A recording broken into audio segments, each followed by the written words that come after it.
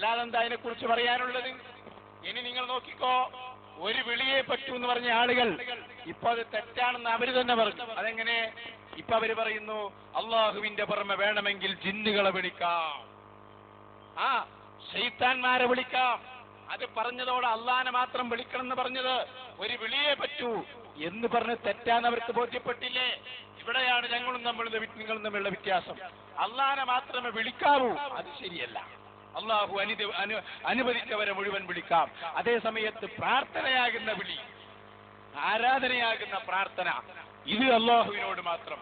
അതിൽ ഞങ്ങൾക്ക് ആർക്കും തർക്കമേ ഇല്ല.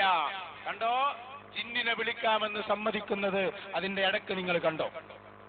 സംസാരിക്കുന്നത് നമ്മുടെ കെ സക്കരിയ സ്വലാഹി. അതുപോലെ വിജനപ്രദേശത്ത് ഉണ്ടായേക്കാനിടയുള്ള ജിന്നുകളും മലക്കളും ഉൾപ്പെടെയുള്ള സൃഷ്ടികളോട് അവർക്ക് കഴിവ് നൽകപ്പെട്ട വിഷയത്തിൽ സഹായം ആവശ്യപ്പെട്ടാൽ അതും പ്രാർത്ഥനയാണെന്ന് പറയാവുന്നതല്ല. അപ്പൊ ഒരു വിജനപ്രദേശത്ത് നിങ്ങൾ അകപ്പെട്ട യാ ഇബാദല്ലാ അഈനൂനി, അള്ളാന്റെ അടിമകളെ എന്നെ സഹായിക്കൂ എന്നൊരു വാക്ക് ഉപയോഗിച്ചാൽ അവിടെ മറഞ്ഞിരിക്കുന്ന ജിന്നുകളോ മലക്കുകളോ ഒരു പക്ഷേ നിങ്ങളെ സഹായിച്ചേക്കാം. പക്ഷെ അത് അവരോട് പ്രാർത്ഥിച്ചു എന്നതിന് പറയാൻ പറ്റൂല. അള്ളാഹ് അങ്ങനെ നിശ്ചയിച്ചതാണ്. വിജനപ്രദേശത്ത് എന്റെ അടിമകൾ വഴിതെറ്റി വന്നാൽ അവരെ സഹായിക്കണം. അങ്ങനെ നിശ്ചയിച്ചവരോട് അവരെ കൈവിട്ടോ നിങ്ങള്. അപ്പൊ ജിന്നുകളോട് അല്ലെങ്കിൽ മലക്കുകളോട് അവരുടെ കയ്യിൽപ്പെട്ട കാര്യം ചോദിച്ചാൽ അത് പ്രാർത്ഥനയല്ല, അതിന് കുഴപ്പമില്ല. അപ്പൊ അള്ളാനെ മാത്രം വിളിക്കണം എന്ന് പറഞ്ഞ ടീം പിന്നെ എങ്ങനെ ജിന്നുകളെയും മലക്കുകളെയും വിളിക്കാ എന്നിടത്തേക്ക് എത്തിയത്? അല്ലേ? ഇനി നമുക്ക് ഏഴാമത്തെ കളവിലേക്ക് പോകാം. എന്താ ഏഴാമത്തെ ഒരു ഉഗ്രൻ കളവ്? നബിതങ്ങൾ വഹാബിയായിരുന്നു എന്ന കളവാണ്. ഈ അടുത്ത് പൊട്ടിച്ചതാണ്. നബി സല്ലല്ലാഹു അലൈഹി വസല്ലം തങ്ങൾ വഹാബിയായിരുന്നു. കേട്ടോളൂ, മുജാഹിദ് ബാലുശ്ശേരിക്കാരനാണ് പറയുന്നത്. സുന്നിയായിരുന്നില്ല, സുന്നിയായിരുന്നില്ല, വഹാബിയായിരുന്നു. അതുകൊണ്ട് കൊല്ലാൻ വന്ന ശത്രുവിന്റെ മുഖത്ത് നോക്കി വഹാബിയായ റസൂൽ പറഞ്ഞു അല്ലാഹു എന്ന്. വഹാബിയായ റസൂൽ പറഞ്ഞു. ഇത് കളവാന്ന് മൂപ്പർക്ക് തന്നെ അറിയാം. കാരണം മൂപ്പരനെ ആദ്യം പ്രസംഗിച്ചിട്ടുണ്ട് നബി സുന്നിയായിരുന്നു, വഹാബിയല്ല. വഹാബിയല്ല എന്ന് നേരത്തെ പറഞ്ഞ ടീമാണ് ഇപ്പൊ പറയുന്നത് നബി വഹാബിയായിരുന്നു. വഹാബിയല്ല എന്ന് അയാളെ കൊണ്ട് തന്നെ പറയിപ്പിക്കും. സത്യത്തിൽ നിങ്ങൾ ആലോചിച്ച് നോക്ക്, നബി സല്ലല്ലാഹു അലൈഹി വസല്ലം ഒരു വഹാബിയ അല്ലല്ലോ, അല്ലല്ലോ. നബി സല്ലല്ലാഹു അലൈഹി വസല്ലം ഒരു സുന്നിയായിരുന്നു. ഞാൻ ആ അഭിപ്രായക്കാരനാണ്. ഞാൻ ആദ്യത്തെ പ്രസംഗം ഒന്നും കൂടി വഹാബിയാണ് പറഞ്ഞ ഇതാണ് കളവ് എന്ന് പറയുന്നത്. സുന്നിയായിരുന്നില്ല, സുന്നിയായിരുന്നില്ല, വഹാബിയായിരുന്നു. അതുകൊണ്ട് കൊല്ലാൻ വന്ന ശത്രുവിന്റെ മുഖത്ത് നോക്കി വഹാബിയായ റസൂൽ പറഞ്ഞു അല്ലാഹു എന്ന്. അപ്പോ ഇങ്ങനെ കളവ് കെട്ടും നൂറൊന്നുമല്ല ഇത്. ഇനി നമ്മൾ എട്ടാമത്തെ കളവിലേക്ക് പോകും. ഞാൻ പറഞ്ഞല്ലോ എന്താണെന്നറിയോ? എട്ടാമത്തെ കളവുകളുടെ കൂട്ടത്തിൽ നമുക്ക് കാണാം. എന്താണത്? അത് ഞാൻ നേരത്തെ പറഞ്ഞതിന്റെ ബാക്കിയാണ്. കേരളത്തിലുള്ള പള്ളികളും കേരളത്തിലുള്ള മദ്രസകളും ഇതിൽ ഭൂരിഭാഗവും ശിർക്കിന്റെ കേന്ദ്രങ്ങളാണ് എന്നാണ് മുജാഹിദുകൾ പറയുന്നത്. അത് കളവല്ലെങ്കിൽ പിന്നെ എന്താ കളവ്? കണ്ടോ, എടുക്ക്. നമ്മുടെ ഈ അടുത്ത് മുജാഹിദുകൾ സൗദി അറേബ്യയിൽ നിന്ന് പുറത്തിറക്കിയ ഡോക്യുമെന്ററി ഇസ്ലാഹി സെന്റർ പുറത്തിറക്കിയതാണ്. അത് UAE-യിലും അങ്ങ് ബഹ്റൈനിലും ഖത്തറിലുമൊക്കെ അറബികൾക്ക് സമ്മാനമായി നൽകിക്കൊണ്ടിരിക്കുകയാണ് ഈ CD. എന്തിനാണെന്നറിയോ? നമ്മുടെ പാവപ്പെട്ട പ്രവർത്തകർ അവിടെ ജോലി ചെയ്യുന്നുണ്ട്. അവർ അവിടെ ജോലി ചെയ്യുമ്പോ അവരെ ജോലികളിൽ നിന്ന് അവരെ പിരിച്ചുവിടാൻ, അവരെ ജയിലറകളിലേക്ക് കൊണ്ടുപോവാൻ, മുസ്ലിം സമൂഹത്തിന് കിട്ടുന്ന അന്നം മുടക്കാൻ, അവർക്ക് കിട്ടുന്ന പിരിവ് മുടക്കാൻ മുജാഹിദുകൾ അങ്ങ് സൗദിയിൽ ചെയ്ത പണി കേൾക്കണോ നിങ്ങൾക്ക്? അറബികൾ ഒരു CD തയ്യാറാക്കിയിട്ട് അറബികളെ തെറ്റിദ്ധരിപ്പിച്ചുകൊണ്ട് പറഞ്ഞു കേരളത്തിലുള്ള മുഴുവൻ പള്ളികളും എന്ന് തന്നെ പറയാം എല്ലാം ശിർക്കിന്റെ കേന്ദ്രങ്ങളാണ്. എട്ടാമത്തെ നുണയായി അറബിയിലുള്ള CD നിങ്ങൾ കേൾക്കുക. അർത്ഥം ഞാൻ പറയും. أصحاب الخير والجود في سبيل الدين والدعوة السلام عليكم ورحمة الله إن ولاية كيرلا ولاية آهلة بالمسلمين في جنوب الهند وفيها أنشطة كثيرة تنسب إلى الإسلام. എന്താ പറഞ്ഞറിയോ? പ്രധാനപ്പെട്ട മാന്യന്മാരായ ആളുകൾക്ക് ഞങ്ങൾ സമർപ്പിക്കുന്നത്, മുജാഹിദുകൾ സമർപ്പിക്കാൻ അറബികളെ ഓഫീസിലും പല വീടുകളിലൊക്കെ കൊണ്ടുപോയി കൊടുക്കും. എന്നിട്ട് പറയാണ് എന്താ പറയുന്നത്? ഇതാ കേരളം എന്ന് പറയുന്നത് മുസ്ലിമീങ്ങൾ തിങ്ങിപ്പാർക്കുന്ന സ്ഥലമാണ്. എന്തിനാ നമ്മളെ കുറ്റം പറയാനുള്ള രാമുകാണ്. ബാക്കി കേട്ടോളൂ. كما أن فيها معاهد ومدارس ومساجد كثيرة باسم الدين والدعوة ولكن للأسف الشديد إن أكثرها مراكز نشر العقائد الباطلة من الخرافات والبدعات التي توقع الأبرياء المسلمين إلى الشرك نعوذ بالله. എന്നിട്ട് പറയുന്നു, പക്ഷേ വളരെ വിഷമത്തോടെ ഞങ്ങൾ പറയുന്നു, വല്ലാത്തൊരു വിഷമം തന്നെ, ഇല്ലാത്തതിന്റെ പേരിലുള്ള വിഷമം. എന്താ പറയുന്നത്?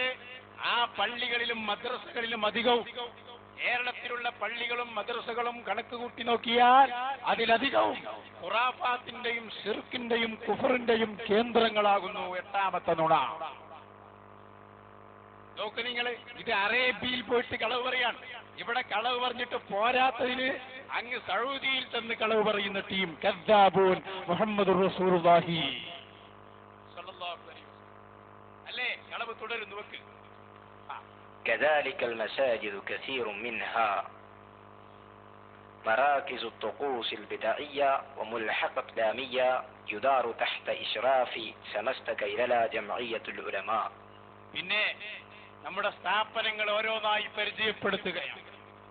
അതിൽ ആദ്യമായി പറയുന്നത് വളാഞ്ചേരിയിലെ മർക്കസ് സമസ്ത കേരള ജംഇയ്യത്തുൽ ഉലമയുടെ കീഴിലാണെന്ന് പറഞ്ഞിട്ട് അവർ പറയുന്നു അത് ശിർക്കിന്റെ കേന്ദ്രമാകുന്നു. പിന്നെ നമ്മുടെ കുട്ടിപ്പടിയിലെ മഅ്ദിൻ അത് കാണിക്കുന്നുണ്ട്. അങ്ങനെ പലതും കാണിച്ച് ഇവിടെ നിന്ന് പുറത്തിറങ്ങുന്ന ആളുകളും ഇവരെല്ലാവരും മുശ്രിക്കീങ്ങളാണ് എന്ന് പരിചയപ്പെടുത്തുന്നു. പിന്നെ അവസാനം അഹ്ലുൽ ബൈത്തിനെ മൊത്തം മുശ്രിക്കാക്കുന്നു. നേരെ പോകുന്നത് പാണക്കേട്ടേക്കാണ്. അതൊന്ന് വെച്ചു കൊടുക്കുക. ആ ഭാഗം تبركي الناس إلى منزله يأتي الناس إلى منزله للتبرك ولشراء التمائم والتولى وإنه وأسرته من أنصار البدع والخرافات في ربوع كيللا. കണ്ടോ നിങ്ങൾ? പാണക്കാട് ശിഹാബ് തങ്ങളുടെ ഫോട്ടോ കാണിച്ച് മുജാഹിദുകൾ പറയുകയാണ് ഈ മനുഷ്യനും ഇന്നഹു 9ാമത്തെ കളവാണ് പറയുന്നത്. എണ്ണിവെച്ചോളൂ മുജാഹിദുകളെ, ഇത് ഞാൻ വെറുതെ പറയല്ല. അങ്ങകലെ സൗദിയിൽ ചെന്ന് ഈ സമുദായത്തെ പറ്റിക്കാൻ വേണ്ടി പറയുന്നത് വഇന്നഹു വഉസ്റത്തുഹു എന്നാണ് അയാൾ വായിച്ചത്. തെറ്റാ. ഓട്ടെ, ഓൽക്ക് പിന്നെ ഇറാബ് ഒന്നും അറിയില്ല, അതുകൊണ്ട് നമ്മൾ ശരിക്കും വായിക്കാം. ഇന്നഹു വഉസ്റത്തുഹു, ശിഹാബ് തങ്ങളും അദ്ദേഹത്തിന്റെ കുടുംബവും ശിർക്കിന്റെയും കുഫറിന്റെയും ആളുകളാകുന്നു. വല്ലാത്ത ഒരു കളവാണത്. 9ാമത്തെ കളവായി ഞങ്ങളിത് വിഷമത്തോടെ പറയുന്നു. കാരണം വഉസ്റത്തുഹു എന്ന് പറഞ്ഞതിൽ അഹ്ലുൽ ബൈത്ത് മുഴുവനും പെട്ടു. കേരളത്തിലും കേരളത്തിന്റെ പുറത്തുമുള്ള നബിയുടെ കുടുംബങ്ങളായ കുടുംബങ്ങൾ മുഴുവനും മുശ്രിക്കീങ്ങളാണെന്ന പച്ചക്കള്ളം എഴുതി വെക്കാൻ പറയാൻ മുജാഹിദുകൾക്കല്ലാതെ സാധ്യമല്ല. കാരണം ഈമാൻ പോകുമെന്ന പേടി അവർക്കില്ല. എന്തുകൊണ്ട്? അത് ആദ്യം തന്നെ അവർക്കുണ്ടായിട്ടില്ല. പിന്നെ പോകൂല, ഉള്ളതല്ലേ പോകൂ. അപ്പൊ 9ാമത്തെ കളവ് നിങ്ങൾ നോക്ക്. ഈ രൂപത്തിലുള്ള അതിശക്തമായ കളവുകളാണ് ഇവർ പറഞ്ഞത്. ഇനി നിങ്ങൾ നോക്ക് 10ാമത്തെ കളവ് പിടിച്ചോളൂ. എന്താ 10ാമത്തെ കളവിൽ അവർ പറയുന്നത്? എന്താണെന്നറിയോ? സുന്നിയാണേക്കാൾ നല്ലത് നിരീശ്വരവാദിയാവണാണ് നല്ലത്. അങ്ങനെ സുന്നിയാകുന്നതിനേക്കാൾ നല്ലത് നിരീശ്വരവാദിയാവരാണ്. നിരീശ്വരവാദിയായാലും രക്ഷണ്ട് എന്നാ, കുഴപ്പമൊന്നുമില്ല. സുന്നിയാവാതി ഞാൻ കളവേ പറയുന്നു. ഞങ്ങൾ വെറുതെ പറഞ്ഞതല്ല. ഇതെവിടെ നിന്ന് കിട്ടി? ഏത് ഹദീസിലാണിത് പറഞ്ഞത്? ദീനിന്റെ പേരിൽ കള്ളത്തരം പറയലാണോ നിങ്ങളുടെ പതിവ്?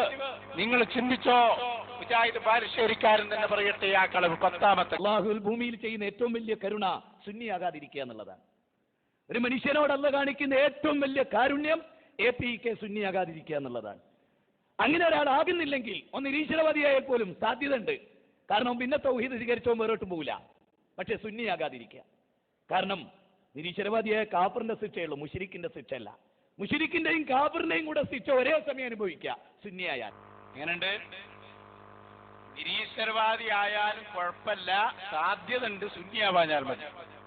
ഈ അടുത്ത് ശബാബിൽ ആരോ ഒരാൾ ചോദിച്ചു, ഗാന്ധിജി സ്വർഗത്തിലാണോ? ഗാന്ധിജി മഹാനായ മനുഷ്യനാണ്, നമുക്കതിൽ തർക്കമില്ല. പക്ഷെ ആവശ്യമില്ലാത്ത ചർച്ച അവർ കൊണ്ടുവരും. എന്താണത്? ഒന്നുമല്ല. ഇവരിപ്പോൾ പറഞ്ഞുകൊണ്ടിരിക്കുന്നത്, പ്രിയപ്പെട്ട സഹോദരന്മാരെ, ഗാന്ധിജി സ്വർഗത്തിലാണോ എന്ന് ചോദിച്ചപ്പോൾ ശബാബ് പറഞ്ഞ മറുപടി തള്ളിക്കളയാൻ പറ്റില്ല എന്നാണ്. അപ്പൊ ഇവിടെ നിരീശ്വരവാദിയായാൽ ആ നിരീശ്വരവാദിക്കും സാധ്യതയുണ്ട് സുന്നിയാവാഞ്ഞാൽ മതി. കളവല്ലേ സഹോദരന്മാരെ? നിരീശ്വരവാദിയായാൽ ആൾക്ക് രക്ഷ കിട്ടുമോ? എവിടുന്നാണ് ഇവരിത് പഠിച്ചത്? ഏതു കിതാബാണ് ഇവർ ഓതിയത് എന്ന് മാത്രമല്ല, കണ്ടോ, ഇനി കണ്ടോ, 11ാമത്തെ ഉഗ്രൻ കളവ് പറയുന്നു. അതെന്താ?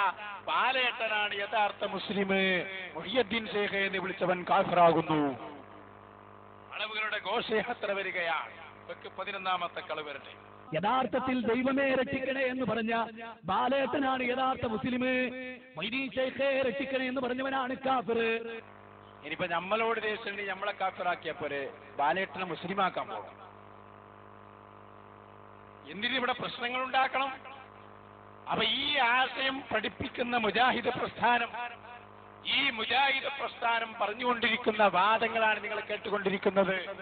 പ്രിയപ്പെട്ട സഹോദരന്മാരെ, വാഴയിൽ നിന്ന് വീണാൽ കളവല്ലാതെ ഇവർ പറയാറില്ല. അതാണ് ഒറ്റ നൃത്തത്തിൽ തന്നെ എത്ര കളവ് നമുക്ക് എണ്ണാൻ പറ്റിയത്. ഇനി പിടിച്ചോളൂ, ഞാൻ പറയുന്ന 12ാമത്തെ കളവ്. എന്താ പറയുന്നത് അറിയോ? കേരളത്തിലെ സുന്നികൾ കുബൂരികളാണ്. കുബൂരികൾ എന്ന് പറഞ്ഞാൽ ഖബറാരാധകരാണ്. അതൊരു പച്ചക്കളവ്. 12ാമത്തെ കളവ്. അതുകൊണ്ട് അവരെ കുറിച്ച് കുബൂരി എന്നോ ഖുറാഫി എന്നോ പറയുന്നതിൽ നിങ്ങൾ എന്നോട് ക്ഷമിക്കണം. ഖുറാഫി എന്ന് പറഞ്ഞ കണ്ടതും കേട്ടതും വിശ്വസിക്കുന്നവൻ. ഖുർആനിലുണ്ടോ ഹദീസിലുണ്ടോ അങ്ങനെ സഹാബത്ത് കാണിച്ചെന്നോ എന്നൊന്നും നോക്കണ്ട.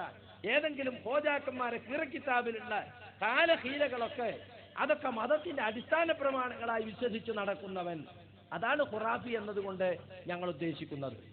പിന്നെ APEK, ആന, ടൈഗർ എന്ന് തുടങ്ങി ഏത് ഗ്രൂപ്പിനെടുത്ത് നോക്കിയാലും എല്ലാവർക്കും വേണം ഖബറും ജാറും. ജാറത്തുമെന്ന് വിട്ടൊരു ഏർപ്പാട് ആർക്കുമില്ല. അതുകൊണ്ട് തന്നെ ഖബർ ആരാധന, ഖബറിലുള്ളവരോട് പോയി പ്രാർത്ഥിക്കാം, അവരെ തവസ്സുലാക്കി പ്രാർത്ഥിക്കാൻ വേണ്ടി അങ്ങനത്തെ പ്രത്യേക ഖബറുകളിലേക്ക് യാത്ര പോവുക, അതിനുവേണ്ടി സിയാറത്ത് ടൂർ സംഘടിപ്പിക്കുക, ഇതിലൊന്നും അവർക്കിടയിൽ ഒരു തർക്കവും നിലനിൽക്കുന്നില്ല. അതുകൊണ്ട് അവരെ കുറിച്ച് ഞങ്ങൾ പലപ്പോഴും കുബൂരി എന്ന് വിശേഷിപ്പിക്കുന്നത്. മൊത്തത്തിൽ സമസ്തക്കാരെന്ന് പറയുന്നത് APയും സമസ്തയാണ്, EKയും സമസ്തയാണ്. മറ്റവർ പിന്നെ സുന്നികൾ ഖബറാരാധന നടത്തുന്നവരാണ്, പച്ചക്കള്ളാണ്. ഇതിനെ മൂപ്പർ പറഞ്ഞു ഖബറും ജാറും രണ്ടു കൂട്ടർക്കും വേണം. സുന്നിയാളായ ഖബർ ഞങ്ങൾക്ക് മാത്രമല്ല, ഞങ്ങൾക്കും വേണ്ടി വരും. പിന്നെ ജാറം അത് ഞങ്ങൾക്കേ ഉണ്ടാവുള്ളൂ. കാരണം എന്താ? മരിച്ചതിന് ശേഷം ജാറം പൊക്കാൻ പറ്റിയ ഒരു സാധനം അപ്പുറത്തില്ല. നിങ്ങൾ ആരെ ജാറ ഉണ്ടാക്കുക? സക്കരിയ സ്വലായി മരിച്ചപ്പോ ജാറുണ്ടാക്കാൻ പറ്റും. അപ്പൊ ഒന്നുകിൽ ഒരു വലിയ വേണം, അതില്ല. ഒരു ഷഹീദ് ആവില്ല. പിന്നെ ഒരു നല്ല മനുഷ്യൻ എന്ന് പറയുന്ന അതിലില്ലല്ലോ. പിന്നെ ഈ ഖബർ ഉയർത്താൻ പറ്റില്ല. നിങ്ങളെ നഷ്ടമല്ലാതെന്താ? നിങ്ങളെ കുഴപ്പമാണത്. അത് ഞങ്ങളെ പറഞ്ഞിട്ട് കാര്യമില്ല. അപ്പൊ ഖബറും ജാറൊക്കെ ഖബർ എല്ലാവർക്കും വേണ്ടി വരും എന്ന് പറഞ്ഞിട്ട് ഞങ്ങളെ ഖബർ ആരാധകനാക്കിയത് ഏറ്റവും വലിയ കളവാണ്.